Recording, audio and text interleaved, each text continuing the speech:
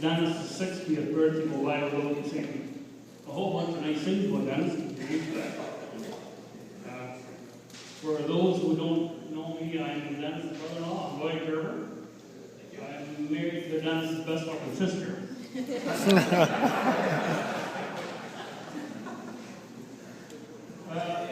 Just a few nice things about Dennis. He's a hard-working guy, very hard-working guy. He's a good family man. He's a very generous person. He can be your best friend. He's a straightforward type of guy. He goes straight ahead. He's never turned out for anything. Maybe that's why he has so many kids.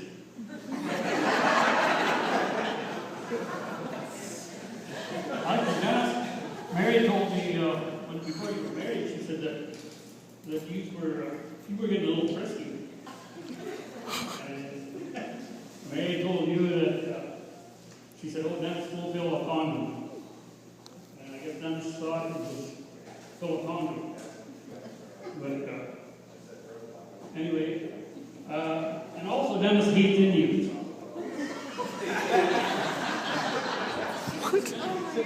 With passion.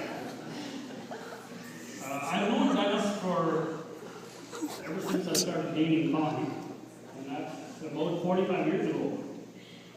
The first time I met Dennis, I'll never forget it, he had a black eye. He had a real nice shiner.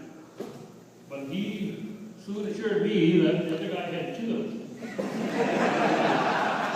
The more I got to know Dennis, the more I knew that. Dennis and I have done a lot of things together. We farmed together. We moved to Rainy River together, where we did most of that farming together. We partied a lot together. And we hunted and fished. We played ball and hockey together, plus a lot of other things. I got to know him pretty good. Over the 45 years that I've known him, there's been some pretty interesting things that have happened in Dennis' life. I remember a fishing trip quite vividly. We were in Port Loring fishing on the shore of, I think it was Mud Lake, fishing for pike. And I was standing there fishing away beside Dennis, and all of a sudden my hat went flying out into the lake. Dennis had a great big red and white lure that he hooked into my hat and put it out into the lake. Of course, he had hooked, so he was reeling it back in, and his luck would have it, got off the hook about 10 feet from shore, and I lost the hat. And that was my lucky hat. I come within an inch of losing an eye or an ear, and he's standing there laughing. But anyway, Dennis, he still owe me a hat. One time when we were out hunting, we were out duck hunting. Dennis and me and my brother-in-law Toby sitting there, and we had a pretty good day. The limit per day was 6 ducks, and we were up to 17. Be damned if we were going to go home with 17 ducks. We wanted our limit, so I think it was Toby knew where there was a pond where there might be a few more ducks. And I think they had all gathered there from the day's hunting. They thought they had refuge there. And we snuck in, and that pond was black with ducks. And of course, we didn't shoot them sitting in the lake, but they flew up, and the sky was black with ducks. And I took a shot. I think I got 3 or 4. Dennis, I think he took 30 down with his first shot. And before we could get Dennis stopped shooting, we had our limit.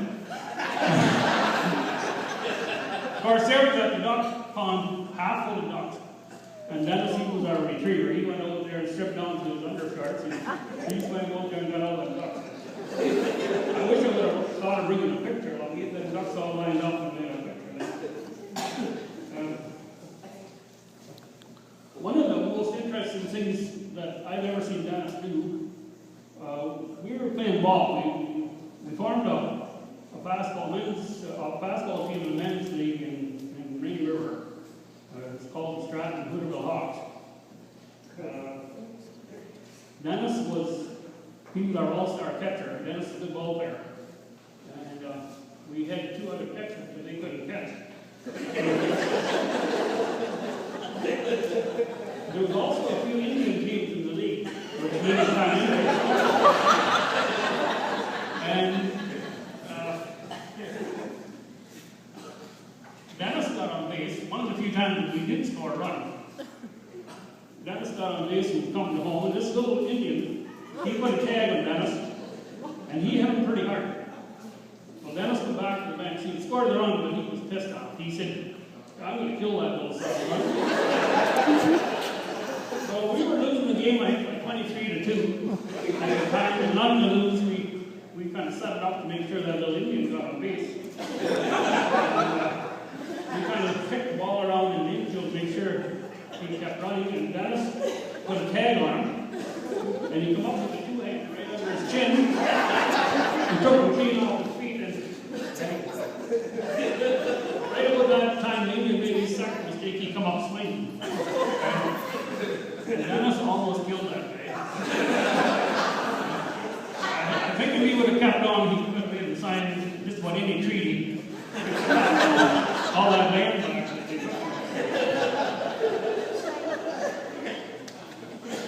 Another time that I remember was a hockey game, and that was for Stratton, and that team was called the Hooterville Hawks too. Dennis, like I said before, he's a straightforward type of guy. He was a pretty effective hockey player. He would go straight down the ice. He couldn't turn or stop, but he had a lot of speed. And he put a wire coming down the ice with the puck, and Dennis took him out. And he hit him good.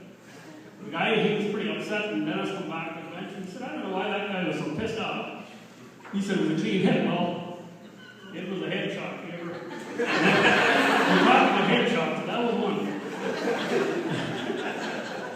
After the game in the dressing room, Dennis was trying to get his sweater off. He couldn't get it off. It stuck on one shoulder pad. So he had somebody helping him, and lo and behold, it was two of those guys' teeth were stuck in Dennis'.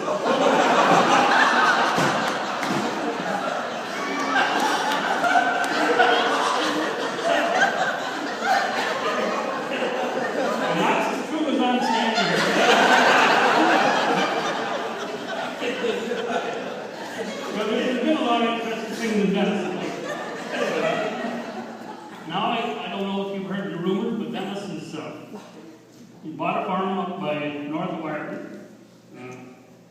He's actually going to be my neighbor almost. And I'm a little worried about it. Especially because of the fact that he's pretty close to Cape Croker, and that's where the big Indian reserve is. And hopefully somebody will warn them Indians before it's too late.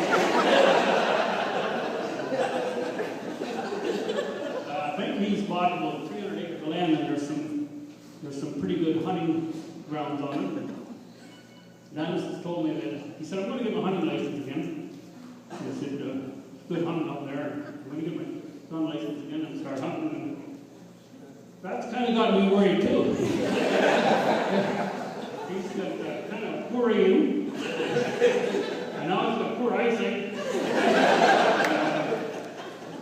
I'm just afraid what he's going to do when he's out there looking for a young buck. Could be kind of dangerous, but I think maybe what I'll do is I'll go fishing with him. I'll find out how many yards the school line he has at the school, and I'll pace that off and stay to the side, and I'll go behind him. Anyway, all kidding aside, Dennis is more like a brother to me than a brother-in-law. I always consider him that. And Connie and me are really looking forward to Dennis and Mary moving up in our neighborhood. Dennis is always willing to help. At the drop of a hat, Dennis will come and help anybody. He's a very good friend. He's a heck of a good guy to party with. And as you can see, he's raised a beautiful family. Dennis good guy. So Dennis, I'd like to wish you a happy birthday and many more.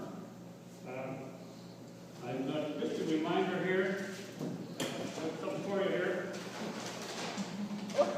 Bought you a hunting hat that says hardcore hunting, and there's some horns on it, and that's what a young buck's supposed to look like.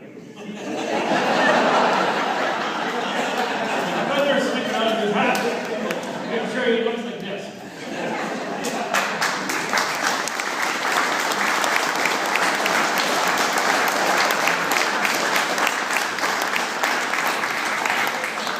Thank you, Lloyd.